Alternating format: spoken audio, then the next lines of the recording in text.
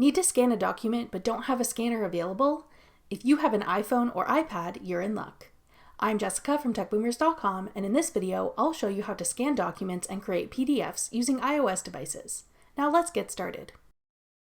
To do this, we'll be using two apps that come pre-installed on iOS, Notes and Files. If you don't currently have these apps on your device, you can re-download them for free from the App Store.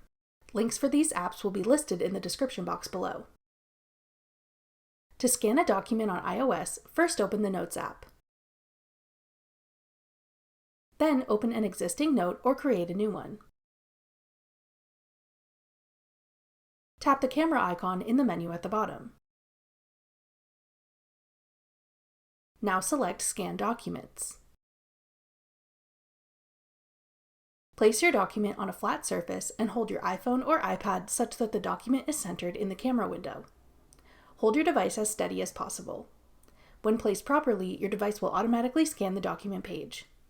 If your document has multiple pages, continue scanning pages in order until you're finished scanning the entire document. When you're finished scanning, tap Save in the bottom right corner. Your document will then be saved to your note as a PDF. You can tap the document to open and view it. If you want to save this PDF to use outside of your Notes app, tap the Share icon. Then select Save to Files. Choose which folder you want to save this document to.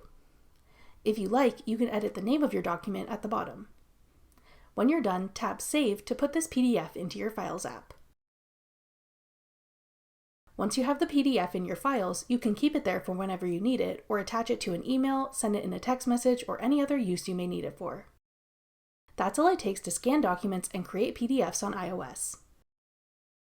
To learn more about using your iOS devices, check out our playlist of iPhone tutorials.